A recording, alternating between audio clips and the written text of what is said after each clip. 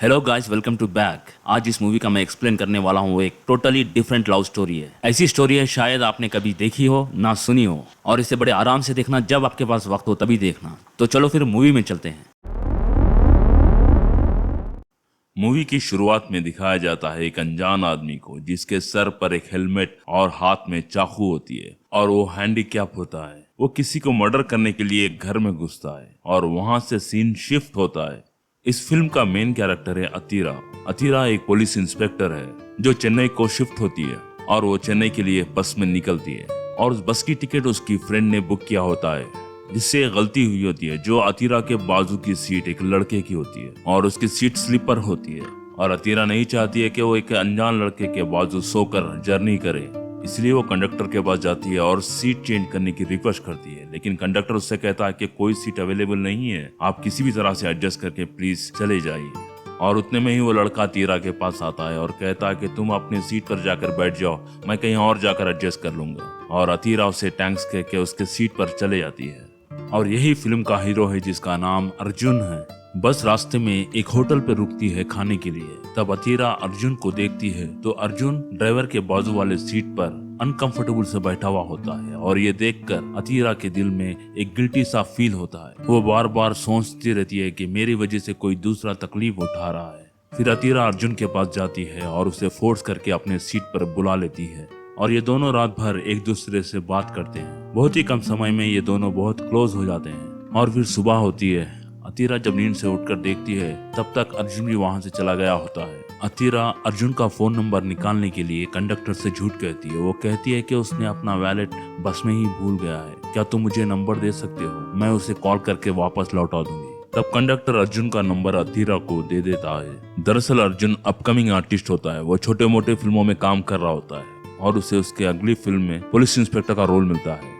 उसे सीखने के लिए जिस पुलिस स्टेशन को जाता है और उस पुलिस स्टेशन की इंस्पेक्टर अतीरा होती है और अतीरा अर्जुन को देखते ही चौंक जाती है। अतीरा पूछने पर अर्जुन कहता है कि मुझे पुलिस का रोल मिला है और कुछ दिन आप लोगों के स्टाइल्स को ऑब्जर्वेशन करने के लिए मैं रोज आना चाहता हूँ, आप लोगों के साथ रहना चाहता हूँ। और इसके लिए अतीरा खुशी खुशी मान लेती है। इसी सिलसिले के लिए अर्जुन पुलिस स्टेशन को रोज आता है और अतीरा से मिलता है। अतीरा और अर्जुन के बीच में और भी नजदीकियां बढ़ जाती है। एक दिन अतीरा को फोन आता है और उसे पता चलता है कि उसकी बेस्ट फ्रेंड सूर्या गायब हो चुकी है और ये खबर सुनते ही वो परेशान हो जाती है। दरअसल सूर्या और अतीरा एक ही साथ बड़े हुए हैं। सूर्या की शादी के बाद ही ये एक दूसरे से दूर हुए हैं और आज अचानक ये खबर मिलते ही अतीरा अपने कार में बैठकर सूर्या के घर जाती है और उसके पति से मिलती है। दरअसल सूर्या का पति एक डॉक्टर है जिसका नाम किशोर है और ये अपने पेशेंटों का ट्रीटमेंट करने के लिए बार बार फॉरेन जाते रहता है और जिस वक्त ये फॉरेन गया हुआ था उसी वक्त से सूर्या मिस हो गई है।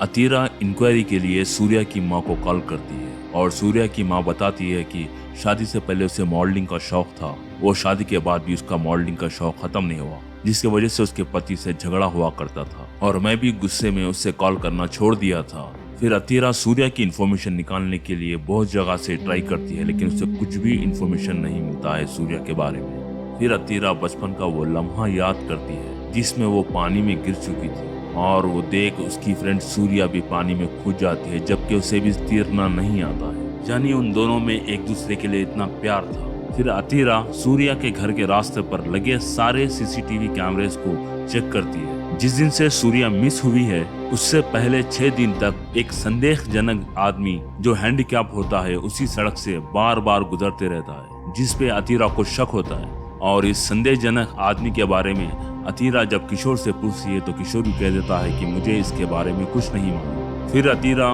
किशोर से कुछ देर बात करती है, उसके बाद वहां से निकलने लगती है और जैसे ही अतीरा किशोर के घर से निकलने लगती है किशोर अपना दरवाजा लगा देता है। उसके बाद वो अपने बेडरूम में आकर वो बेडरूम के सीलिंग फैन के अंदर एक मोबाइल छुपा कर रखता है और उसे निकाल कर किसी को कॉल करके बात करता है। वो कहता है कि यहाँ पर सब कुछ ठीक है और तुम लोग मुझे कॉल मत करो, जरूरत पड़ने पे मैं ही तुम्हें कॉल करूंगा और मेरा मेन मोबाइल भी ट्रैक हो रहा है, उस पर भी कॉल मत करो। ये कह के फिर उससे वो फोन को उधर ही छुपा देता है। फिर यहाँ से सीन शिफ्ट होता है और अगले सीन में दिखाया जाता है अतीरा उस हैंडीकैप आदमी के बारे में पूछताछ करने लगती है लोगों से और लोग कहते हैं कि वो आदमी हमेशा हेलमेट पहनकर गुजरता था जिसकी वजह से हम नहीं जानते। फिर अतीरा को एक जली हुई कार की इन्फॉर्मेशन मिलती है और वहां पर अतीरा जाकर देखती है उस जली हुई कार में एक बॉडी भी होती है जो पूरी तरह से जली हुई होती है। उसे फॉरेंसिक रिपोर्ट के लिए भेज देते हैं और उस फॉरेंसिक रिपोर्ट में ये पता चलता है कि वो बॉडी और कार सूर्या के ही है।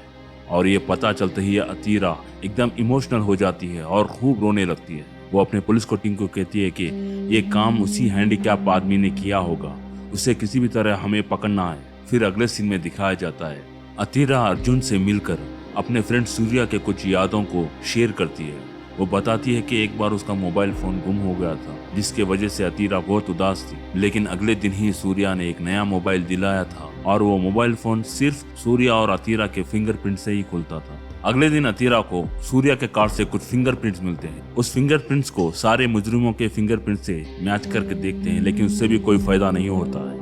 और दूसरी तरफ वो हैंडीकैप आदमी और एक लेडी का मर्डर कर देता है। और अगले दिन उस लेडी के सीसीटीवी फुटेज को चेक करने पर पता चलता है कि यहाँ भी वो कातिल अपने चेहरे को हेलमेट से छुपा लिया होता है, लेकिन फिंगरप्रिंट्स मिल जाते हैं। तब पता चलता है कि सूर्या का मर्डर और इस लेडी का मर्डर करने वाला एक ही शख्स है।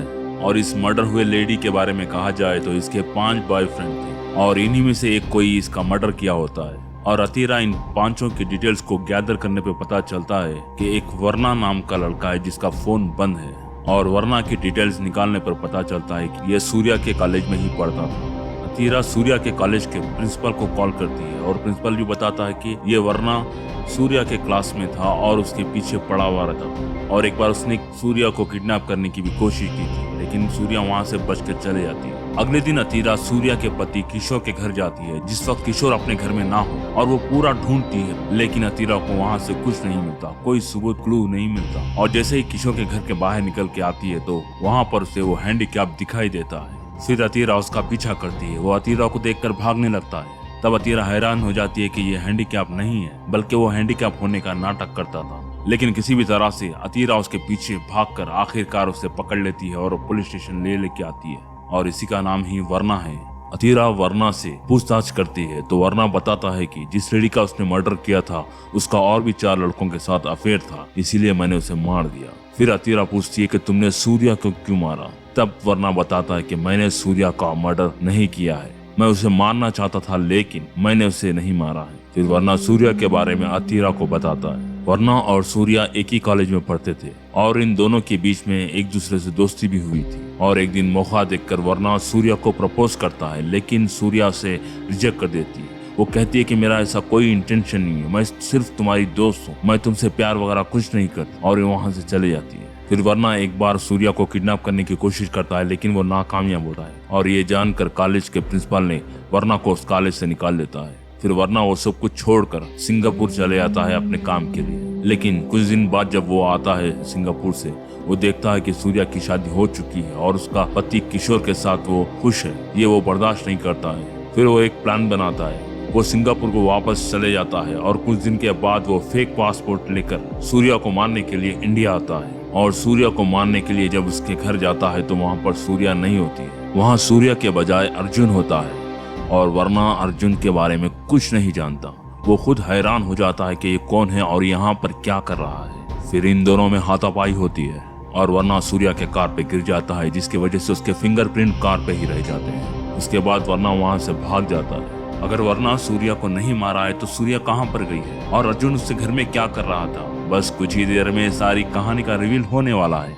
फिर अतीरा वर्ना की मदद से उसका स्केच बनाने लगती है, लेकिन उससे भी कोई फायदा नहीं होता है। फिर अगले सीन में दिखाया जाता है अतीरा अर्जुन को अपने माँ बाप से मिलाती है और अतीरा के पेरेंट्स को भी अर्जुन बहुत पसंद आता है। फिर वो शादी की बात करते हैं, लेकिन अतीरा और अर्जुन 6 महीने का वक्त लेते हैं शादी के लिए। फिर यहाँ अगर केस की बात की जाए, दिन गुजरते रहते हैं लेकिन कोई क्लू, कोई एविडेंस नहीं मिलता है। तब अतीरा सोचती है कि सूर्या की पोस्टमार्टम को और फॉरेंसिक रिपोर्ट को फिर से री एग्जामिनेशन करवाना चाहिए। फिर अतीरा री एग्जामिनेशन करवाने पर पता चलता है कि कार में जो बॉडी मिली थी वो बॉडी सूर्या की नहीं है। इसका मतलब वो पोस्टमार्टम रिपोर्ट गलत थी, यानी डॉक्टर ने झूठ कहा था। फिर अतीरा उस डॉक्टर से मिलती है जिसने गलत पोस्टमार्टम की रिपोर्ट बनाई और उस डॉक्टर से पूछती है कि तुमने ऐसा क्यों किया। तब डॉक्टर बताता है कि सूर्या के पति किशोर के कहने पर मैंने ऐसा किया। फिर अतीरा उस डॉक्टर को अरेस्ट करके किशोर के पास जाती है। किशोर के पास जाकर किशोर से पूछती है। तब फिर किशोर अपनी शादी की फ्लैशबैक स्टोरी बताता है। किशोर अतीरा से कहता है, सूर्या की शादी मुझसे जबरदस्ती करवाई थी। सूर्या किसी जोशुआ नाम के लड़के को चाहती थी। उससे वो डेली चैटिंग करती थी। इतना ही नहीं बल्कि एक दिन वो सुसाइड करने की कोशिश भी की थी। फिर मैंने उससे बात की और उसकी खुशी के लिए जोशुआ के साथ मैंने उसकी शादी करवा दी और ये बात दुनिया को ना पता चली, इसके लिए मैंने एक डेड बॉडी को कार में रखकर उस कार को जला दिया। फिर किशोर सबूत के तौर पर अतीरा को एक वीडियो दिखाता है जिसमें जोशुआ और सूर्या किशोर को थैंक्स कहते हैं उन दोनों को मिलाने के लिए। फिर अतीरा किशोर को छोड़ देती है और वहाँ से चले जाती है। फिर अतीरा जेल को जाती है और वर्ना को जोशुआ का वीडियो दिखाती है और पूछती है कि जिस रात तुमने सूर्या को मारने के लिए उसके घर गए थे और जिस लड़के के साथ तुम्हारा सामना हुआ था, क्या ये वही लड़का है? लेकिन वर्ना कहता है कि नहीं, ये वो नहीं है। सूर्या फिर से कंफ्यूज हो जाती है। फिर अतीरा किशोर को कॉल करती है और कहती है कि सूर्या से जब तक मैं बात न कर लूं मैं यकीन नहीं करूंगी, मुझे सूर्या से बात करना है। लेकिन किशोर बताता है कि अब वो दोनों कहाँ पर है मुझे नहीं मालूम, लेकिन उसने मुझे 3 महीने के बाद कॉल करने का वादा किया है और मैं तुम्हें इन्फॉर्म कर दूंगा। फिर वो फोन रख देता है और देखते देखते 4 महीने गुजर जाते हैं, लेकिन सूर्या का कोई भी कॉल किशोर को नहीं आता है और यहाँ पर अतीरा अपने काम पर फोकस कर नहीं पाती है। फिर एक दिन अतीरा को सूर्या के मोबाइल से एक मैसेज आता है कि अगर तुम मुझसे मिलना चाहती हो तो कल इस लोकेशन पे आओ। फिर अतीरा अगले दिन उस लोकेशन पे पहुंचने के लिए कार में बैठती है और जैसे ही कार स्टार्ट करने लगती है वहां पर अर्जुन आ जाता है और पूछता है कि कहाँ जा रही हो। अतीरा बताती है कि मैं अभी बहुत जरूरी काम पे जा रही हूँ, मैं तुमसे बाद में मिलूंगी। लेकिन अर्जुन भी उसके साथ आने के लिए जिद करता है। फिर अतीरा और अर्जुन कार में बैठकर निकल जाते हैं और दूसरी तरफ वर्ना जेल से बाहर आता है बेल पर और वो एक शॉर्ट मूवी में अर्जुन को देख लेता है। फिर इमीडिएट अतीरा को कॉल करता है लेकिन अतीरा का नंबर नहीं लगता। फिर वो अतीरा के कांस्टेबल को कॉल करता है और अर्जुन के बारे में सब कुछ बता देता है। फिर वो कांस्टेबल भी अतीरा को कॉल करके बताने की कोशिश करता है लेकिन उसका नंबर भी नहीं लगता क्योंकि अतीरा का मोबाइल का नेटवर्क का प्रॉब्लम होता है। फिर वो कांस्टेबल अतीरा को अर्जुन के बारे में सब कुछ व्हाट्सएप कर देता है और इधर अतीरा सूर्या के लोकेशन पर पहुंच जाती है और सूर्या को ढूंढने लगती है। फिर अचानक से वहां पर किशोर और उसके साथी अतीरा के सामने आ जाते हैं। अतीरा उन्हें देख रही होती है, इतने में उसे उस कांस्टेबल का व्हाट्सएप मैसेज आ जाता है और उस मैसेज में लिखा हुआ होता है कि अर्जुन का नाम और एड्रेस फेक है, वो किसी और के नाम से रह रहा है, तुम जरा संभल के रहना। और ये मैसेज पढ़ते ही अतीरा शॉक हो जाती है और पीछे पलटकर जब देखती है तो अर्जुन पीछे ही खड़ा हुआ होता है। फिर अतीरा अर्जुन से पूछती है कि तुम कौन हो, तुमने मेरे साथ ऐसा क्यों किया, बताओ तुम सूर्या के साथ क्या किया, सूर्या कहाँ पर है? तब किशोर पीछे से आवाज देता है कि अब सूर्या नहीं है, हम सब ने मिलकर उसे मार दिया है। अतीरा फिर से हैरान हो जाती है। किशोर कहता है कि वो शादी के बाद भी मुझसे दूर रहती थी, वो कभी भी मुझे पास आने नहीं देती थी। इतना ही नहीं बल्कि फेसबुक पर वो एक लड़के के नाम से फेक अकाउंट बनाकर लड़कियों के साथ चैटिंग करती और जब मुझे ये बात पता चली, जब मैंने उससे जाकर पूछा तो उसने मुझे बताया कि मुझे बचपन से ही लड़का बनने की ख्वाहिश थी। दरअसल सूर्या के हार्मोन्स में कुछ गड़बड़ी के कारण वो हमेशा अपने आप को लड़के की तरह फील करती थी। वो अपने आप को लड़का समझती थी, वो लड़के की तरह ही जीना चाहती थी, लेकिन उससे जबरदस्ती शादी करवा के उसे साड़ी पहना दी गई। और ये बात सुनकर किशोर हैरान हो गया था। और यहाँ पर कहानी का सबसे बड़ा ट्विस्ट आता है। अर्जुन अतीरा का मोबाइल फोन लेकर जैसे ही फिंगरप्रिंट रखता है वो मोबाइल ओपन हो जाता है। अतीरा शॉक हो जाती है क्योंकि ये मोबाइल सिर्फ दोनों के फिंगरप्रिंट से ही खुलता था, एक अतीरा और दूसरी सूर्या, यानी अर्जुन ही सूर्या है। एक दिन सूर्या सुसाइड करने की भी कोशिश की थी। फिर किशोर उसकी मदद करता है। वो कहता है कि तुम चाहे तो अपना जेंडर चेंज कर सकती हो, ये एक मेडिकल प्रोसेस है, दुनिया में कई लोग ऐसा कर चुके हैं, इसमें तुम्हारी कोई गलती नहीं है और ये लीगल प्रोसेस है। लेकिन सूर्या डर रही होती है, लेकिन किशोर उसे हिम्मत दिलाता है। फिर सूर्या का मेडिकल ट्रीटमेंट शुरू होता है। पहले उसकी आवाज चेंज होती है, फिर वो फीमेल से मेल हो जाता है और इस प्रोसेस को 10 महीने लग जाते हैं। फिर अर्जुन अतीरा से कहता है, मैं तुम्हें बचपन से प्यार करता था और मैं तुम्हारे साथ हमेशा रहना चाहता था, बस मैं तुमसे अर्जुन बनकर मिलना और हर रोज तुमसे मिलने आना ये पहले से ही प्लान था। और अतीरा तुम भी मुझे बचपन में कहा था कि अगर मैं लड़का होता तो तुम मुझसे शादी कर लोगी, और आज मैं तुमसे पूछता हूँ अतीरा, क्या तुम मुझसे शादी करोगी? अतीरा एकदम से गुमसुम हो जाती है और बिना जवाब दिए ही वहाँ से चले जाती है। बाद में अर्जुन कई बार अतीरा को फोन करता है लेकिन अतीरा फोन नहीं उठाती। आखिरकार अर्जुन कोशिश करके अतीरा से बात करता है वो उसे 1 साल का वक्त देता है और कहता है कि 1 साल के बाद जो भी तुम्हारा फैसला होगा वो मुझे मंजूर है। 1 साल गुजर जाता है, फिर अतीरा और अर्जुन एक दूसरे से मिलते हैं और यही फिल्म खत्म हो जाती है। क्या अतीरा अर्जुन को एक्सेप्ट करती है या नहीं, ये डायरेक्टर ने नहीं बताया है, ये ऑडियंस पे ही छोड़ दिया है। तो आप कमेंट्स में जरूर बताइए अतीरा अर्जुन को एक्सेप्ट करती है या नहीं।